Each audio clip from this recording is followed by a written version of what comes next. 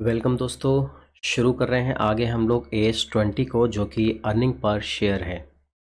देखिए, ये जो है ये थर्ड वीडियो है AS20 की। इससे पहले दो क्लासेस हो चुकी हैं, बहुत ही छोटी छोटी, जिसमें हमने सबसे पहली क्लास में पढ़ा था कि BEPS basic earning per share actual में होता क्या है, और सबसे ज़्यादा हमने जोर दिया था उसके वेटेड जो आउटस्टैंडिंग शेयर्स होते हैं उसको कैलकुलेशंस किस तरीके से किया जाता है वो।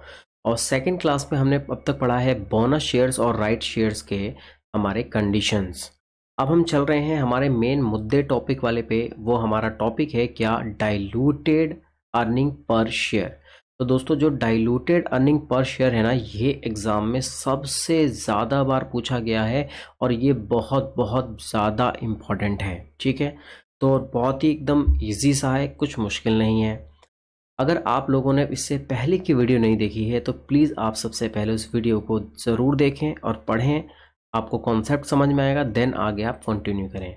देखिए, डाइल्यूटेड अर्निंग पर शेयर जो हमारा DEPS शॉर्टकट में बोला जाता है, एक्चुअल में इसमें होता क्या है, एक्चुअल में रियलिटी में है क्या।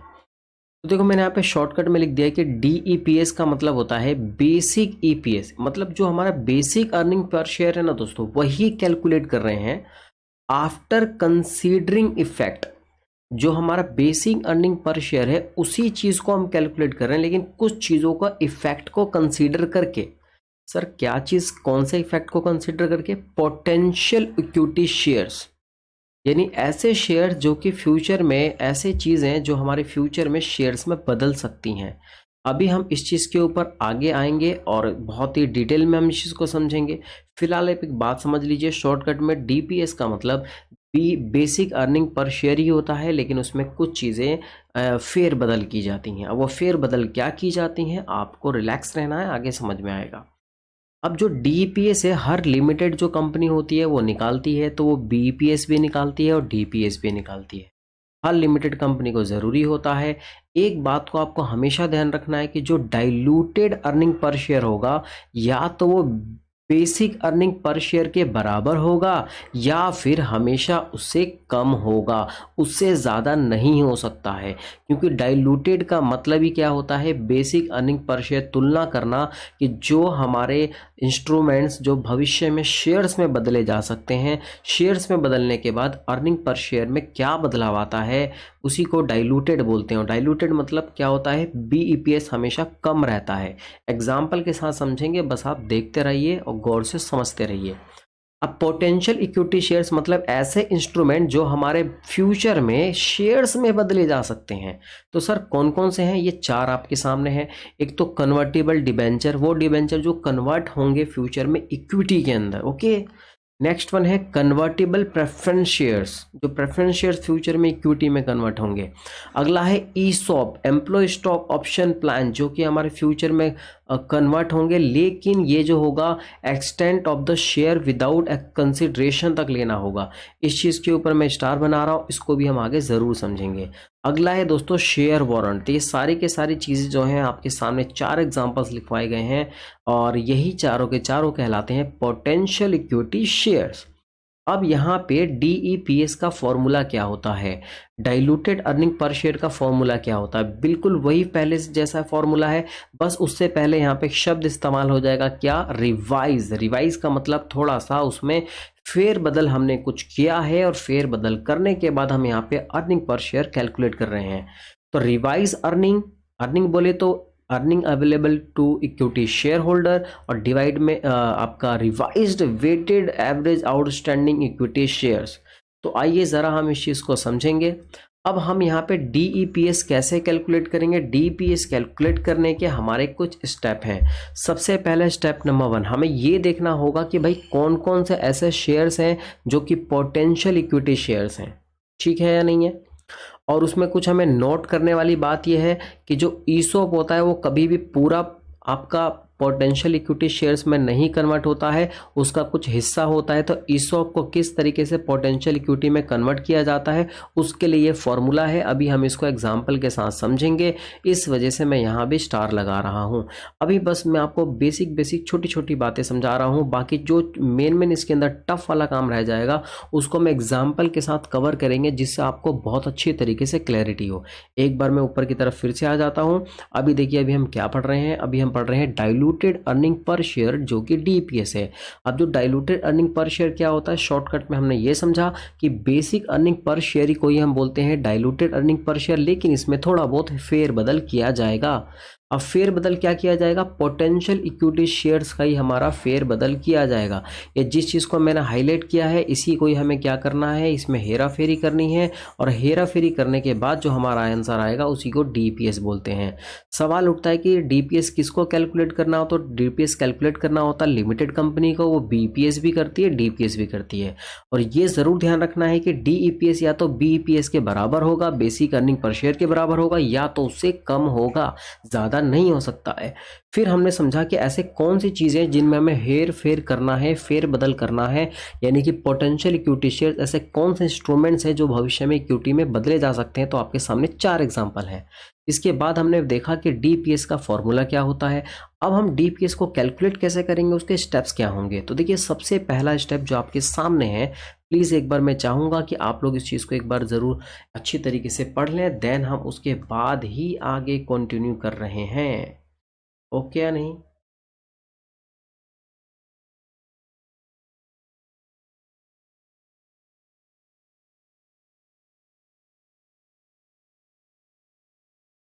हाँ जी, चलिए जी। तो आपने स्टेप नंबर 1 ज़रूर पढ़ लिया होगा। स्टेप नंबर 1 में सिर्फ इतनी सी बात लिखी गई है कि हमें यहाँ पे पोटेंशियल इक्विटी शेयर्स का पता लगाना है कि ऐसे कौन कौन से शेयर्स हैं। लेकिन जब हम पोटेंशियल इक्विटी शेयर्स का पता लगाएंगे तो उस टाइम पे हम ईसॉप वाले जो होते हैं पोटेंशियल इक्विटी शेयर, ये हमें बहुत दिक्कत करते हैं। तो इसका कैसे पता लगाना, इसके लिए फॉर्मूला नीचे लिखा गया है, मैं इसको एक्सप्लेन करूँगा आपको एग्जाम्पल के साथ। फिलहाल अभी इसको इग्नोर करें। आगे की तरफ स्टेप नंबर 1 हमारा हो चुका है, पोटेंशियल इक्विटी शेयर्स का पता लगाना है। स्टेप नंबर 2 क्या है हमारा, स्टेप नंबर 2 है हमें रिवाइज अर्निंग पर शेयर को कैलकुलेट करना होगा। Sorry, revise earning for equity shares holder को हमें क्या करना होगा, कैलकुलेट करना होगा। अब ये सर ये revise earning for equity share holder क्या है, अभी आपके सामने एक मैंने यहाँ पे फॉर्मूला लिख दिया है। फिलहाल अभी हम इस चीज़ को एक एग्जाम्पल से यहाँ पे समझने की कोशिश कर रहे हैं। चलिए, तो एग्जाम्पल मैंने यहाँ पे पहले ही लिख दिया था, जिससे कि आपको कोई परेशानी ना हो। फिलहाल मैं इसमें से कुछ चीज़ें मैं यहाँ पे इरेज कर देता हूँ, ताकि मैं आपको लिख कर समझा सकूँ, वरना सब कुछ पहले से लिखा हो जाएगा तो मज़ा नहीं आएगा इस चीज़ को समझने में। तो ज़रा देखिएगा कि अभी हम यहाँ पे क्या समझने जा रहे हैं। देखिए अभी हम समझने जा रहे हैं कि रिवाइज अर्निंग पर शेयर क्या होगा। मैं फिर से रिपीट कर देता हूँ, डीपीएस का फॉर्मूला क्या होता है, डीपीएस का फॉर्मूला क्या होता है, ये रहा आपके सामने डीईपीएस का फॉर्मूला। सबसे पहले नीचे की तरफ क्या आ जाएगी, नीचे की तरफ क्या आएगी, तो दोस्तों नीचे की तरफ जो है वो आएगी आपके revise weighted average outstanding equity shares. तो ये जो WAOES है, इसको हम कैसे कैलकुलेट करेंगे, पोटेंशियल इक्विटी शेयर्स। यानी कि ये जो पहला काम होगा हमारा, सबसे पहला काम, ये हमारा स्टेप नंबर 1 होगा। तो हम इस स्टेप नंबर 1 को बहुत अच्छे से समझेंगे, वो भी एग्जाम्पल के साथ, आपको घबराना बिल्कुल नहीं है। उसके बाद ये जो हमारा आप देख रहे हैं, जिसको मैंने कौन से कलर से कर देता हूँ, मैं किसी और कलर से इसको हाईलाइट कर देता हूँ। ये देखिए मैंने इसको ये बैंगनी कलर से इसको मैंने हाईलाइट किया है। और ये आप देख रहे हैं जो रिवाइज अर्निंग है, यही हमारा दरअसल स्टेप नंबर 2 है। तो ये रिवाइज अर्निंग है क्या, अब हम सबसे पहले ये तो फॉर्मूला तो मैंने यहाँ लिख दिया है, लेकिन इस फॉर्मूले को समझने के लिए हमें थोड़ा सा कॉन्सेप्ट समझना होगा। तो आइए ज़रा हम यहाँ पे कॉन्सेप्ट्स को समझने की कोशिश करते हैं। मैंने एक अपनी बस काल्पनिक एग्जाम्पल ले लिया है अपनी तरफ से, आप इसको बस एक नॉर्मल एग्जाम्पल की तरह ट्रीट करना है। मैंने कोई क्वेश्चन यहाँ नहीं बनाया है। तो ज़रा देखिएगा क्या है एग्जाम्पल, कुछ इस तरीके से है कि earning before interest and tax जो है दोस्तों 1,00,000 रुपए है। 1,00,000 रुपए की कमाई हुई है जो कि हमारी अर्निंग बिफोर EBIT है, और इंटरेस्ट इसमें से 10,000 रुपये पेड कर दिया गया है, तो बाकी बचा आपका प्रॉफिट बिफोर टैक्स 90,000।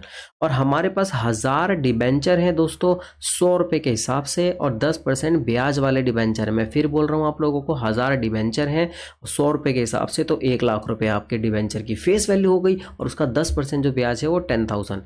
तो मेरा प्रॉफिट बिफोर टैक्स आ गया 90, और टैक्स रेट मान लीजिए 30% है, तो 27,000 माइनस कर देंगे।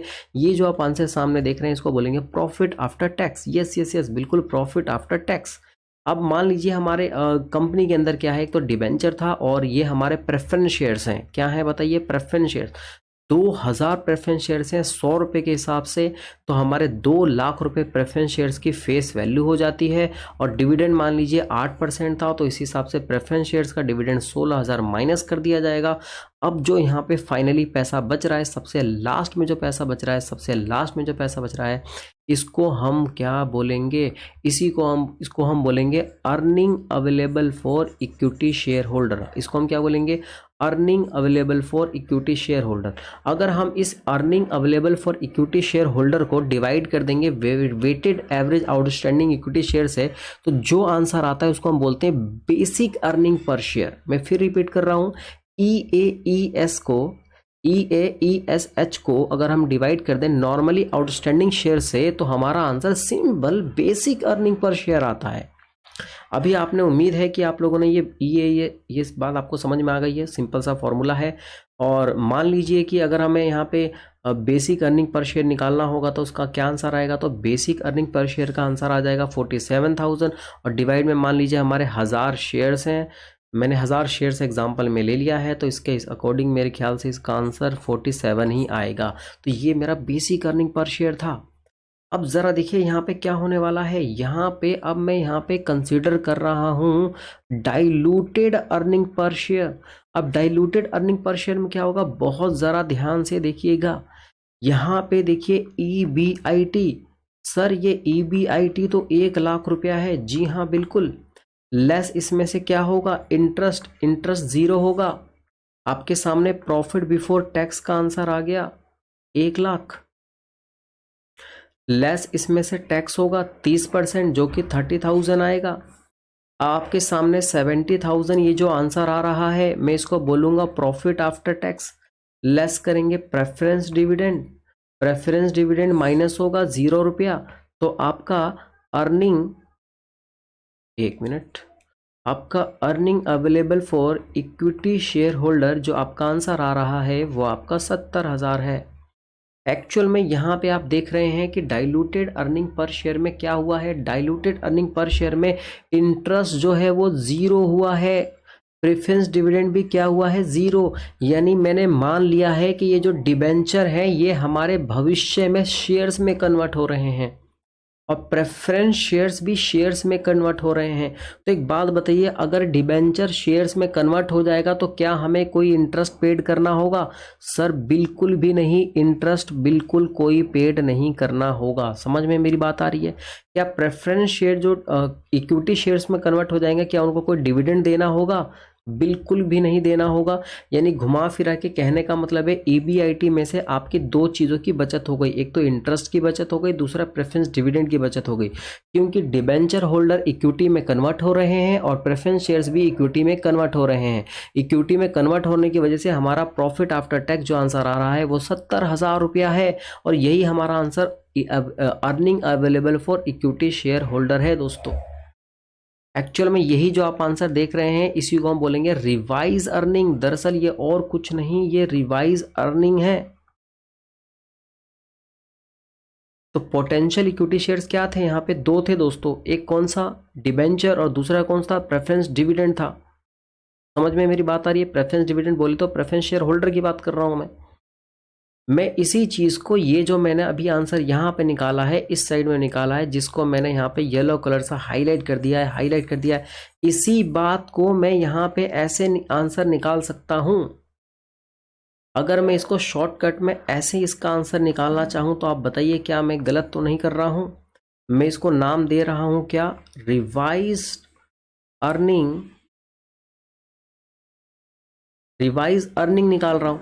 तो सबसे पहले earning available for equity share holder, earning available for equity share holder कितना है sir? Earning available for equity share holder 47,000 है। ये मैंने 47,000 ये ले लिया जो बीपीएस में नॉर्मली यूज हो रहा था। Earning available for equity share holder जो 47,000 था मैंने वो ले लिया। अब मैं इसमें क्या प्लस करूंगा? Preference dividend. मुझे प्रेफरेंस डिविडेंड देना ही नहीं होगा। डिविडेंड की मेरी बचत हो गई है 16,000। मतलब यहाँ पे मैं क्या प्लस कर रहा हूँ? मैं यहाँ पे जो मेरी बचत हो रही है सेविंग्स में उसको प्लस कर रहा हूँ। फिर मुझे यहाँ प्लस करना होगा इंटरेस्ट। लेकिन इंटरेस्ट हमेशा कैसे प्लस होता है? नेट ऑफ टैक्स करके प्लस होता है। तो इंटरेस्ट का अमाउंट था दोस्तों मेरे ख्याल से शायद 10,000 था, और 1 माइनस में टैक्स रेट आपका शायद कितना था दोस्तों? टैक्स रेट आपका कितना था? ये रहा टैक्स रेट आपका दोस्तों कितना था? 30% था। तो ये आपका जो यहाँ पे प्लस होगा वो आपका ये 7,000 प्लस होगा। मेरी बात समझ में आ रही है आप लोग को? तो इसके अकॉर्डिंग देखिए आपके आंसर सामने आपके 70,000 रुपये आ रहा है, जो कि ये रिवाइज अर्निंग है। मैंने बस ऊपर वाली चीज़ को करने का तरीका यहाँ बदल दिया है। 47 प्लस 16 प्लस 7। मैं एक बार खुद कंफर्म हो जाता हूँ कहीं मैंने गलती तो नहीं की कैलकुलेशन में। बिल्कुल सही आंसर है। और ये जो रिवाइज अर्निंग देख रहे हैं बिल्कुल यही फॉर्मूला हमने ऊपर की तरफ लिखा है। एक बार ज़रा फिर से ध्यान देखिए। DEPS कैसे कैलकुलेट होता है? इसके 2 स्टेप्स होते हैं। देखिए मैं यहाँ पर रिवीजन क्लास लेके चल रहा हूँ एक तरीके से मैराथन की तरह, लेकिन बहुत डिटेल रिवीजन यहाँ पे मैं लेके चल रहा हूँ दोस्तों। ये कोई शॉर्टकट वाला रिवीजन नहीं है कि 15 मिनट में आपकी पूरी अकाउंटिंग स्टैंडर्ड मैंने ख़त्म कर दी। यहाँ पे ये हवा वाला काम नहीं कर रहा हूँ, यहाँ पे मैं समझाने वाला काम कर रहा हूँ अच्छे से। बिल्कुल ही टाइम पास वाला मामला नहीं है दोस्तों। थोड़ा टाइम ज़रूर लगेगा लेकिन आपको इतनी बेहतरीन तरीके से समझ में आएगा कि फिक्स आपके 5 मार्क्स गारंटीड है। स्टेप 1 में हमें क्या करना है? पोटेंशियल इक्विटी शेयर्स कर हमें कैलकुलेट करना है, लेकिन अभी हमने ये सीखा नहीं है। और स्टेप 2 में हमें रिवाइज अर्निंग करनी थी। तो देखो ये रिवाइज अर्निंग यही लिखा हुआ है अभी जो हम नीचे करके आए हैं। भाई रिवाइज अर्निंग किस तरीके से कैलकुलेट करोगे? देखो ना यार क्या लिखा है तुम्हारे सामने। सर हमारे सामने लिखा है earning for equity share holder. वो याद आ रहा है ना? Earning available for equity share holder, वो जो 47,000 वाला था अभी जो एग्जाम्पल है। सेविंग ऑफ प्रेफरेंस डिविडेंड याद आ रहा है? डिविडेंड कितना था? मेरे ख्याल से 16,000 था। Saving of debenture of interest वो भी नेट ऑफ टैक्स करके 7,000। तो यही तो आपका आंसर 70,000 आ रहा था, जो कि रिवाइज अर्निंग है। क्या आपको मेरी बात समझ में आ रही है? बस ये बेसिक आपके 2 ही स्टेप हैं। इन 2 स्टेप को फॉलो करेंगे और आपके सामने आंसर निकल आ जाएगा। कौन सा क्या आंसर? DEPS का। अभी एक बहुत ही बेहतरीन एग्जाम्पल आपके सामने करा रहा हूँ, और ये ऐसी यही इस टाइप के क्वेश्चंस दोस्तों आपके पेपर में भी आते हैं। तो इस एग्जाम्पल को हल्के में मत लीजिएगा, बहुत अच्छा खासा एग्जाम्पल है। मुझे थोड़ी सी इसकी स्क्रीन हल्की सी छोटी करनी होगी। उम्मीद है कि आप ये देख पा रहे हैं। ओके, तो मैं यहीं पे ही आपके सामने ही यहाँ पे इस साइड में इतने वाले हिस्से में मैं आंसर निकालने की कोशिश करूँगा। थोड़ी सी स्क्रीन दोस्तों मैंने छोटी कर दी है ताकि आप लोगों को क्वेश्चन और आंसर एक साथ ही दिखाई दे जाए। चलिए जी, तो हमारा सबसे पहला स्टेप नंबर 1 क्या होता है? स्टेप नंबर 1 कैलकुलेट करना होता है हमें क्या? पहले फॉर्मूला मैं यहाँ लिख लेता हूँ।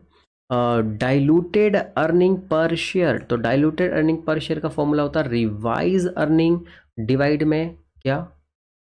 डिवाइड में क्या? Revised weighted average outstanding equity shares. तो रिवाइज अर्निंग डिवाइड में रिवाइज वेटेड एवरेज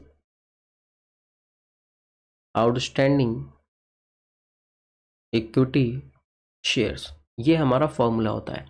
तो स्टेप 1 में हमारा क्या है दोस्तों? पोटेंशियल इक्विटी शेयर्स को हमें देखना है यहाँ पे। चलिए जी, तो पहले मैं काम करूँ, पहले मैं यहाँ पे BPS निकाल दूँ क्या? क्वेश्चन ना हमसे ना BPS भी बोल रहा है दोस्तों निकालने के लिए। तो प्लीज़ मैं सबसे पहले BEPS निकाल रहा हूँ, basic earning per share. P limited has 10,000 equity shares of ₹10 each.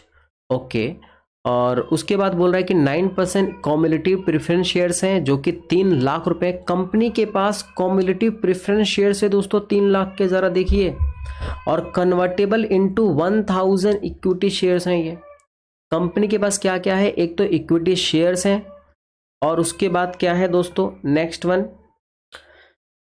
हाँ जी दोस्तों, तो करते हैं हम यहाँ पे कंटिन्यू। BEPS, सबसे पहले मैं basic earning per share calculate कर लेता हूँ, जो कि इसका आंसर क्या होता है, earning available for equity share holder, जो कि हमारे सामने अर्निंग कितनी है मैं आपको हाईलाइट करके दिखा देता हूँ, शायद आपको दिख ना रहा हो। तो ये रही earning for equity share holder, जो कि हमारे सामने 10 लाख रुपए गिवन है। तो ये 10 लाख रुपीज़ हमारा earning available for equity share है, और डिवाइड में weighted average outstanding equity shares, पहले से हमारे पास 10,000 शेयर्स पड़े हुए हैं दोस्तों। तो इस हिसाब से इसका आंसर कितना, 10,000 है, कितने हैं, नहीं मैं इसको 10,000 नहीं ले रहा हूं, मैं थोड़ा सा इसमें बदलाव करना चाहता हूं। 10,000 नहीं है दोस्तों, मैं इसको शेयर्स को 1000 ले लेता हूं। तो पहले से मान लीजिए हमारे पास 1000 शेयर्स हैं, तो इसका आंसर हमारा ₹100 के आता है, बेसिक अर्निंग पर शेयर आता है। मैंने थोड़ा सा चेंज कर दिया है। अब मैं कैलकुलेट करना हूँ डाइल्यूटेड अर्निंग पर शेयर। तो डाइल्यूटेड अर्निंग पर शेयर के लिए स्टेप नंबर 1 क्या होगा, हमें कैलकुलेट करना होगा क्या, हमें कैलकुलेट करना होगा पोटेंशियल इक्विटी शेयर्स। तो दोस्तों मैं ये चाहूँगा कि एक बार ना आप लोग ना थोड़ा सा हल्का सा 1 मिनट के अंदर ना थोड़ा सा दिमाग लगाइए और फटाफट से ज़रा सोचिए कि इसका पोटेंशियल इक्विटी शेयर्स का आंसर क्या होगा। मैं प्लीज़ एक बार आप लोगों से रिक्वेस्ट कर रहा हूँ कि एक बार थोड़ा सा आप लोग दिमाग लगाइए और इसका आंसर देखिए कि इसका आंसर क्या होना चाहिए। ओके कि नहीं, चलिए जी। तो देखिए हमें इन्फॉर्मेशन जो गिवन है, हमें इन्फॉर्मेशन गिवन है सबसे पहले 1000 इक्विटी शेयर्स हैं, और it also has 9% cumulative preference shares. जो कंपनी के पास प्रेफरेंस शेयर्स हैं दोस्तों, प्लीज़ एक बार ज़रा सोचिए, मैं आप लोगों को सोचने का मौका दे रहा हूँ। और उसके बाद कन्वर्टेबल डिबेंचर भी हैं, कितने डिबेंचर हैं, शेयर वारंट हैं, ईसॉप हैं, ठीक है, और क्या है, और तो कुछ भी नहीं है। तो पोटेंशियल इक्विटी शेयर्स के अंदर दोस्तों सबसे पहले प्लीज़ ध्यान से देखिएगा, इक्विटी शेयर्स सबसे पहले, इक्विटी शेयर्स आपके पास पहले से कितने हैं, सर इक्विटी शेयर्स पहले हमारे पास 1000 है। इसमें हम प्लस करेंगे क्या, ये जो आप देख रहे हैं कॉम्युलेटिव प्रेफरेंस शेयर्स कैपिटल, ये जो प्रेफरेंस शेयर्स है हमारे टोटल कितने हैं, 3 लाख रुपए के हैं, और ये 1000 इक्विटी शेयर्स में कन्वर्ट होने वाले हैं, ठीक है कि नहीं। तो ये जो 9% कॉम्युलेटिव प्रेफरेंस शेयर्स कैपिटल हैं, ये 1000 शेयर्स में कन्वर्ट हो जाएंगे, वो हो गए। और प्लस में जो कन्वर्टेबल डिबेंचर हैं ये 5000 इक्विटी शेयर्स में कन्वर्ट होंगे। टोटल हमारे पास 12% कन्वर्टेबल डिबेंचर 1 लाख रुपए के हैं, प्लीज़ ज़रा ध्यान से सुने, जो कि हमारे 5000 इक्विटी शेयर्स में कन्वर्ट हो जाएंगे। तो मैं इसको लिख लेता हूँ 12% कन्वर्टेबल डिबेंचर, जो कि 5000 शेयर से ये हमारे कन्वर्ट हो जाएंगे। उसके बाद हमारे जो शेयर वारंट हैं दोस्तों, जो कि शेयर वारंट 2000 हैं, ये हमारे ये भी कन्वर्ट हो जाएंगे। और प्लस में आता है आपका आंसर क्या, ईसॉप का। अब एक बात बताइए, हमारे पोटेंशियल इक्विटी शेयर्स में ये हमारे पहले से थे, पहले से था दोस्तों। बाकी ये हमारे क्या है, आगे वाले 9% कॉम्युलेटिव प्रेफरेंस शेयर, जो कि 1000 शेयर्स में कन्वर्ट हो रहे हैं, ये हमारे नंबर ऑफ शेयर्स हैं दोस्तों, ये कन्वर्ट होंगे। और 12% डिबेंचर 5000 शेयर्स में कन्वर्ट होंगे। शेयर वारंट तो हमारे पास पहले से 2000 था। अब हम बात कर रहे हैं यहाँ पे ईसॉप की। उम्मीद है आप लोगों को ईसॉप के बारे में पता होगा, हालांकि इसका चैप्टर भी है बिल्कुल एकदम सेपरेट, ठीक है, उसके अंदर बहुत डिटेल में इस चीज़ को पढ़ाया जाता है। अब ईसॉप में क्या सीन है दोस्तों, पहले मैं आपको बता दूं तो ईसॉप का फॉर्मूला क्या है, प्लीज़ प्लीज़ प्लीज़ ज़रा ध्यान से देखिएगा। कहाँ गया फॉर्मूला, ईसॉप का ज़रा फॉर्मूला ये देखिए क्या है। ईसॉप का फॉर्मूला है ईसॉप माइनस में ईसॉप मल्टीप्लाई में एक्सरसाइज प्राइस डिवाइड में फेयर वैल्यू सॉरी, लेना कैसे है ध्यान से देखिएगा। हमारे पास जो एम्प्लॉय स्टॉक ऑप्शन जो शेयर्स हैं दोस्तों 1000 शेयर्स हैं, प्लीज़ ज़रा ध्यान से देखिएगा, 1000 शेयर्स हैं। अब माइनस करेंगे क्या, क्या माइनस करेंगे, ईसॉप मल्टीप्लाई में एक्सरसाइज प्राइस। जो हमारे शेयर्स हैं वो 1000 हैं, और एक्सरसाइज प्राइस जो है वो 20 रुपये है, और फेयर वैल्यू एक्चुअल में जो बाज़ार में चल रही है वो आपकी 50 रुपये है। तो इसका जो आपका जो नेट बैलेंस आएगा, वो नेट बैलेंस क्या आएगा, मैं देख लेता हूँ। 1000 शेयर्स हैं, 20 रुपये के हिसाब से हम दे रहे हैं, पुराने शेयर होल्डर को, और 50 रुपये हम इसका फेयर वैल्यू चल रही है, ये 400 आ जाएगा। तो माइनस होके आपके सामने जो 600 आ रहा है, ये हमारा बैलेंस लिया जाएगा। सर ये 600 एक्चुअल में है क्या, प्लीज़ ज़रा ध्यान से सुनिए। जो एम्प्लॉय स्टॉक ऑप्शन आउटस्टैंडिंग है are potential to the extent of benefit received, यानी कि जितना एक्सटेंट जो बेनिफिट रिसीव्ड हो रहे हैं वो सिर्फ वहीं तक ही लिया जाएगा, इसके अलावा कुछ भी नहीं लिया जाएगा। उम्मीद है आप लोग मेरी बात पक्का समझ पा रहे हैं, ओके कि नहीं। 1000 शेयर्स थे, मैं फिर रिपीट कर रहा हूँ, 1000 शेयर्स थे, 1000 शेयर्स दिया जा रहा है, फेयर वैल्यू 20 है और 50 रुपये के इक्वल है। तो हालांकि 20,000 रुपये का चीज़ दिया जा रहा है और एक शेयर्स की प्राइस 50 रुपये, तो हकीकत में शेयर्स तो दोस्तों 400 दिया जा रहा है ना, तो बाकी तो 600 बच गए ना आपके।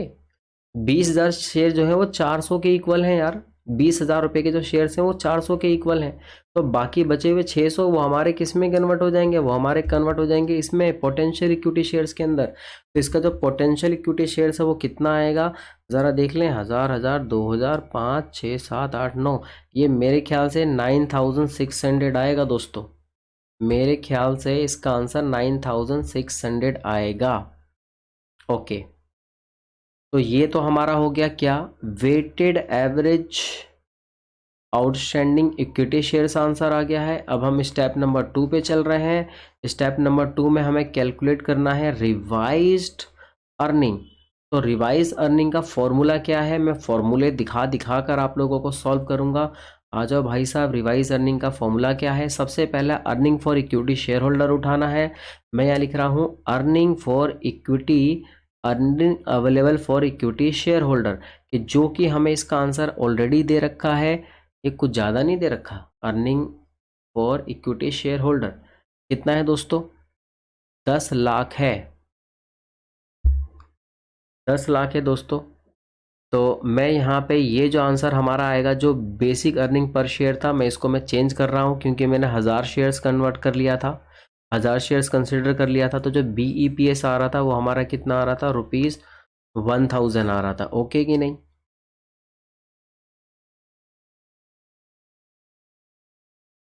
टैक्स रेट कितना है, 40% है। ओके, तो 10 लाख रुपीज़ हमने ये बैलेंस ले लिया है। नेक्स्ट वन, अब हम इसमें क्या प्लस करेंगे, प्लस करेंगे हम प्रेफरेंस डिविडेंड।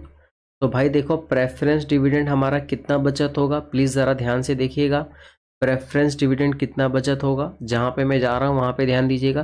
3 लाख रुपए के प्रेफरेंस शेयर्स कैपिटल है और 9% हमारा क्या है, इसका रेट ऑफ इंटरेस्ट है। तो प्रेफरेंस डिविडेंड जो है सीधा 3 लाख का 9%, जो कि कितना होता है, 27,000 होता है, ये बचत हो गया। और प्लस में इंटरेस्ट बचत होगा, लेकिन इंटरेस्ट नेट ऑफ टैक्स होता है। तो हमारा 1 लाख रुपीज़ का डिबेंचर है और रेट ऑफ इंटरेस्ट 12% है। भाई ध्यान से सुन लो, 12% रेट ऑफ इंटरेस्ट है और 1 लाख रुपए के डिबेंचर हैं। तो ये आपका हो गया 12,000 रुपये। आपको 12,000 समझ में आ रहा है कैसे हो रहा है ये बताओ। 1 लाख का 12%, और ये नेट ऑफ टैक्स लेना, टैक्स मेरे ख्याल से 40% दे रखा है, ये रहा 40%, तो नेट ऑफ टैक्स लेना है दोस्तों। तो नेट ऑफ हम टैक्स ले लेते हैं, तो इसका आंसर क्या आ जाएगा यार, 12,000 है ना। ठीक है, तो इसका आंसर आ गया दोस्तों 7,200, क्योंकि 40% टैक्स हटाकर हमें इसको लेना होता है, ये बात आप जानते ही होंगे। तो टोटल 10 लाख प्लस में 27,000, सॉरी 10 लाख प्लस में 27,000 प्लस 7,200, ये हमारा बैलेंस आ रहा है रिवाइज अर्निंग 10,34,200। ओके कि नहीं। अब हमारा फॉर्मूला यहाँ पे पुट हो जाएगा। रिवाइज अर्निंग मेरे हाथ में है, 10,34,200 है। वेटेड एवरेज आउटस्टैंडिंग शेयर्स कितने आए हैं, 9600 आए हैं। एक बार मैं फिर से भी देख लेता हूँ, कहीं गलती तो नहीं हुई है कोई। 5 ये रहा, 5 2, ठीक है दोस्तों, 9600 शेयर्स हमारे ये हो गए। अब हम इसको डिवाइड कर देंगे 9600 से, तो हमारे सामने जो आंसर आ रहा है 107.729, ये हमारा क्या है, डाइल्यूटेड अर्निंग पर शेयर है, डाइल्यूटेड अर्निंग पर शेयर है। लेकिन एक बात मैं आपको, मेरे ख्याल से 107 ही आ रहा है।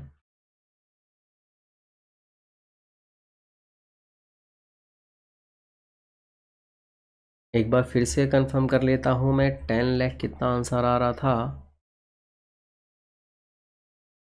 ठीक है, 10 लाख प्लस में हमारे पास पहले से प्रॉफिट था, 27,000 डिविडेंड वाला प्रॉफिट हो गया, 7200 वो हो गया। ठीक है भाई, और डिवाइड क्या करना है हमें, डिवाइड करना है किससे, शेयर से डिवाइड करना है, तो हमारे 9600 हो गए। तो ये आंसर आ रहा है हमारा 107.729, 107.107 बिल्कुल सही आंसर है दोस्तों। तो ज़रा देखिएगा, बेसिक अर्निंग पर शेयर हमारा 1000 था और डाइल्यूटेड में देखिए ज़रा कितना कम हो गया। तो डाइल्यूटेड का मतलब सिंपल यही होता है कि जो बेसिक अर्निंग पर शेयर है वो इंस्ट्रूमेंट जो फ्यूचर में हमारे इक्विटी में कन्वर्ट हो जाएंगे, और कन्वर्ट होने के बाद हमारा ईपीएस पे क्या फ़र्क पड़ेगा। ईपीएस दोस्तों देख रहे हो कितना ज़ोरों से ज़्यादा कम हो गया। पहले ईपीएस 1000 आ रहा था मेरे ख्याल से, 1000 ही आ रहा था ना जी, बिल्कुल 1000 आ रहा था। अब देखिए ज़रा ये पीएस का क्या बुरा हाल हो गया, डाइल्यूट हो गया, मतलब कम हो गया है वो। तो 107.729 ये इस आपका DEPS आ रहा है। तो ये था दोस्तों हमारा क्या चीज़ का कॉन्सेप्ट, ये था हमारा डाइल्यूटेड अर्निंग पर शेयर का कॉन्सेप्ट था। अगली क्लास के अंदर ना मैं आपको खूब सारे क्वेश्चन कराने वाला हूँ इस चीज़ के, और वो क्वेश्चन का सेशन होगा। दैट्स इट दोस्तों, इससे ज़्यादा कुछ भी करने की ज़रूरत नहीं है इस चैप्टर के अंदर। तो मिलते हैं आप लोगों से नेक्स्ट क्लास में।